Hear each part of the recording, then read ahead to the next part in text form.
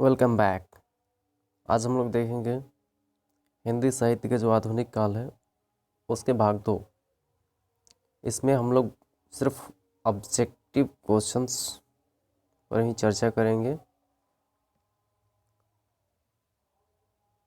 इसमें जो 20 यानी कि कुछ पहले हम लोग देख चुके हैं, तो ये 20वां क्वेश्चन है। कामना। कामना किसका रचना है? कामना जो है जयशंकर प्रसाद जी का रचना है कामना। 21 है 100 आजन और एक सुजान। 100 आजन और एक सुजान के जो लेखक है वो कौन है? बालकृष्ण भट्ट। बालकृष्ण भट्ट।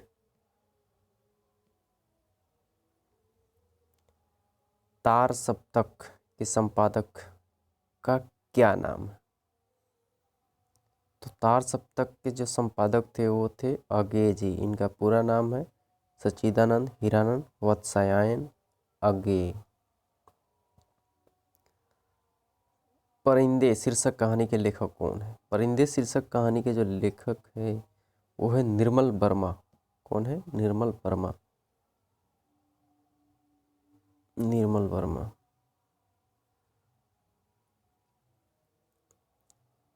आकाशदीप। आकाशदीप शीर्षक कहानी के रचनाकार कौन है? तो ये भी है जयशंकर प्रसाद जी।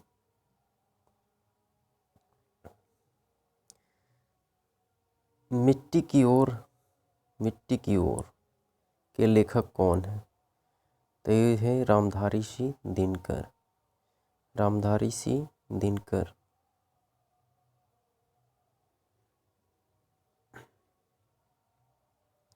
रंग में भंग।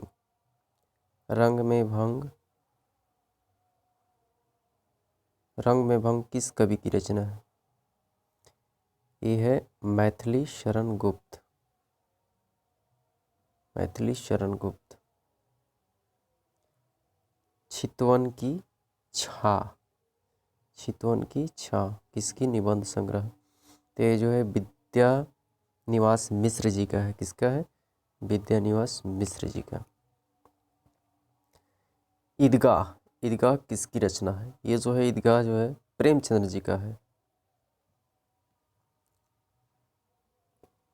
उसके बाद दुलाई वाली।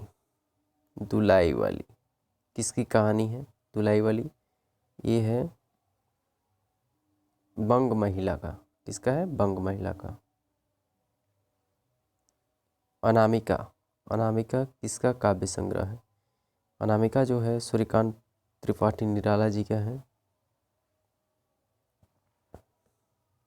पल्लव का रचनाकार कौन है? ये सुमित्रानंद पंत जी हैं पल्लव के रचनाकार। कारवा का लेखक कौन है? कारवा का जो लेखक है वो है भुवनेश्वर।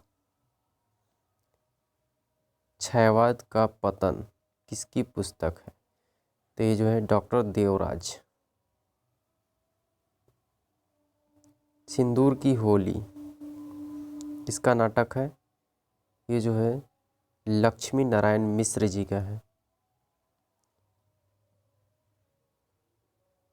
गुलेरी जी ने उसने कहा था कि अतिरिक्त और भी कहानियां लिखी है। तो इसका आंसर है हाँ, गुलेरी जी ने उसने कहा था। ये पात्र का नाम है। इसके अतिरिक्त भी कहानियां लिखी गई है। तो ये सही है, उन्होंने लिखा था सुखमय जीवन और बुद्ध का कांटा। ये भी दोनों है साथ साथ। बाबा बटेश्वर नाथ किसकी रचना है? बाबा बटेश्वर नाथ किसकी रचना है? ये जो है नागार्जुन का है। लहना सिंह किस कहानी का पत्र है? लहना सिंह जो है गुलेरी जी के है। उसने कहा था कि शीर्षक कहानी क्या है?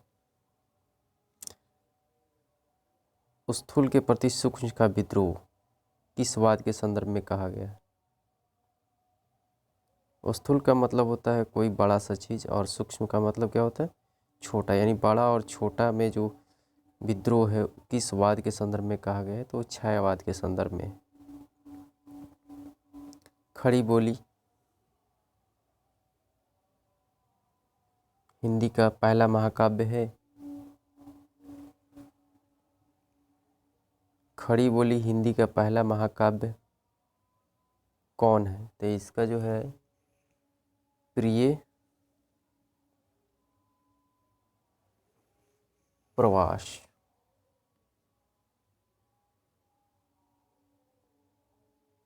प्रिय प्रवास। खड़ी बोली हिंदी का पहला जो महाकाव्य है वो है प्रिय प्रवास।